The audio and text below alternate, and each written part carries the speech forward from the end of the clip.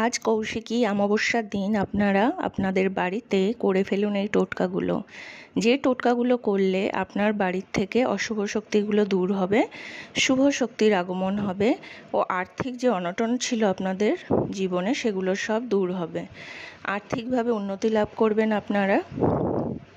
তো তার জন্য আপনাদেরকে করতে হবে, লবণ নিতে হবে। লবণ নিয়ে এই অমাবস্যার দিন রাত্রিবেলা আপনার বাড়ির যে কোণগুলো আছে, উত্তর, পশ্চিম, দক্ষিণ, পূর্ব যেসব কোণগুলো আছে সেই কোণগুলোতে 1 বাটি করে লবণ রেখে দেবেন রাত্রিবেলা।